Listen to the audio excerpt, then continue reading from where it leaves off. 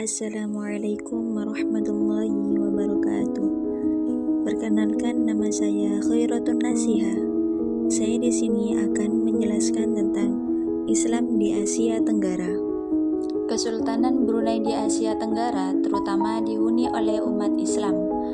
Brunei memisahkan diri dari kekuasaan Inggris pada tahun 1984. Ada banyak perspektif berbeda tentang sejarah awal Islam Brunei.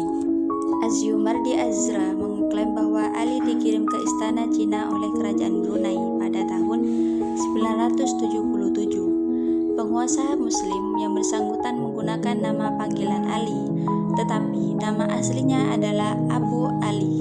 Pada tahun yang sama, Abu Abdullah adalah salah satu dari 3 duta besar yang dikirim ke istana Sung. Melihat 2 orang yang diutus saja, sudah jelas mereka beragama Islam.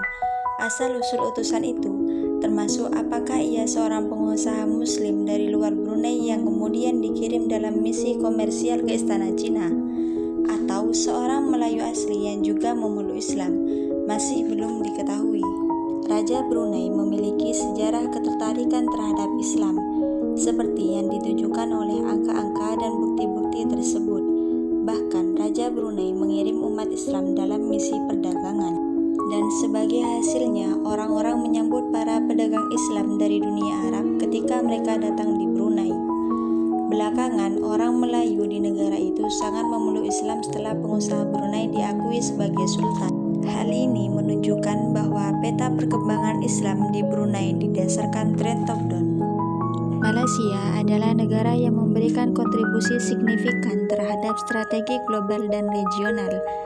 Selain itu, terletak di lokasi di mana perdagangan internasional telah berlangsung sejak zaman kuno.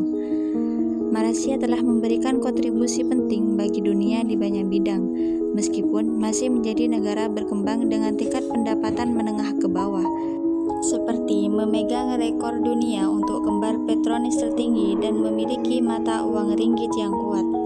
Dan Malaysia dibagi menjadi 2 wilayah, Malaysia Barat dan Malaysia Timur. Kedua negara ini dipisahkan oleh Laut Cina Selatan, dan Malaysia juga berbatasan dengan Thailand, Indonesia, Singapura, Brunei, dan Filipina. Malaysia beriklim tropis karena dekat dengan garis khatulistiwa. Kepala negara Malaysia adalah Yang di-Pertuan Agong, sedangkan pemerintah dipimpin oleh Perdana Menteri. Orang Melayu merupakan mayoritas penduduk di Malaysia. Ada juga populasi Cina dan India di Malaysia yang cukup besar. Agama dan bahasa resmi negara masing-masing adalah Islam dan Melayu. Penduduknya terdiri dari penduduk asli Melayu dan imigran dari Turki, Indonesia, India, Cina, Pakistan, dan warisan Pakistan. Mayoritas orang adalah Muslim Sunni yang mengikuti mazhab Syafi'i, dan Islam adalah agama resmi. Kerajaan-kerajaan Melayu berperan penting dalam membawa Islam ke Malaysia jauh sebelum Inggris datang ke wilayah tersebut. Indonesia secara historis disebut sebagai kerajaan Islam karena di negara inilah Islam pertama kali menyebar pada abad ke-7. Akibatnya dapat disimpulkan bahwa Islam Indonesia lebih maju daripada Islam Malaysia. Sebelum Islam mencapai Asia Tenggara, Malaysia berfungsi sebagai pusat perdagangan utama dan tempat transit. Rute ini menghubungkan Cina dengan negara-negara di Timur Tengah dan India. Akibatnya tidak mengherankan bahwa daerah ini menarik pengikut banyak agama dan sistem filosofi yang saling terikat secara rumit. Singapura adalah salah satu negara kecil di Asia Tenggara dan dihuni oleh orang-orang dari berbagai asal ras dan agama. Populasi Singapura saat ini lebih dari 4.000, dengan mayoritas Cina dan minoritas Melayu. Untuk kategori sisanya, India, Pakistan, dan Arab berada di posisi kedua. Negara paling maju di Asia Tenggara yaitu Singapura, yang didirikan setelah Perang Dunia Kedua.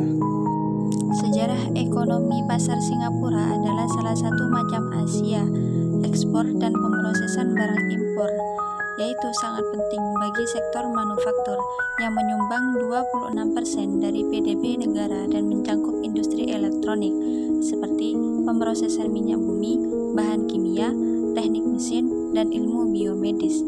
Jika dilihat dalam konteks sejarah Singapura, jelaslah bahwa etnis Melayu yang tinggal di pulau itu dan kehadiran Islam di Singapura memiliki keterkaitan yang tidak dapat dipisahkan.